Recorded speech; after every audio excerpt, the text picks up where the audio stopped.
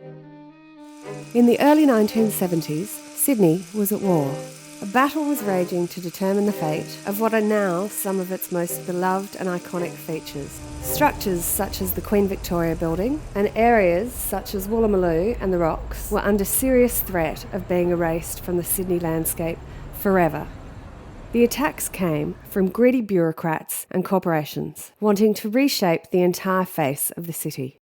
In a great victory for people power, these areas were spectacularly defended by the actions of the Builders Labourers Federation under their tireless and iconic leader, Jack Mundy. I have been an opponent of bad development for more years than I care to remember. In all this time, I have never seen such blatant, self-interested disregard for the environment than that currently being shown by Lend Lease and the New South Wales State Government at Barangaroo. The tar pit belonging to the old gasworks is still located under Hickson Road and still to this day contains a frightening array of toxins including benzene, arsenic, cyanide and cancer-producing hydrocarbons. Lend Lease and the New South Wales State Government plan to leave the source of the pollution untreated and focus instead on protecting their new Barangaroo buildings from groundwater pollution. The Bond building in Hickson Road, which is directly opposite the Barangaroo site, was built by Lend Lease and has since been contaminated by seeping of polluted groundwater and is part of a site that was first gazetted as contaminated over 3 years ago.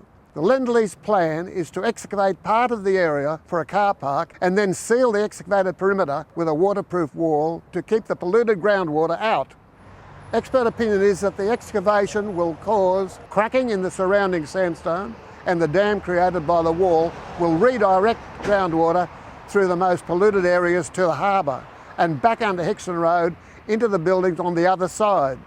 But Lend Lease does not intend to remove the excavated toxic waste from Barangaroo and instead intends to remediate it and use it in the reconstructed headland at the northern end. Lend Lease claims that this will not create a toxic waste dump in a high-density population centre right at the water's edge. But Lend Lease also claim that the polluted Bond building was the greenest building in Sydney. Can we really take the chance that the Barangaroo pollution will not haunt us for generations to come? The only responsible course is to fix the source of the pollution first, transporting all the heavily polluted materials to safe, long-term toxic waste dumps far away from the city and the harbour. We can't allow Lend Lease and the state government's desperation to consummate their secret deal before the next state elections to take priority over proper remediation of these dangerous contaminants. Together they must follow a course of proper remediation of this toxic waste. For them to not do so would be disaster in the making.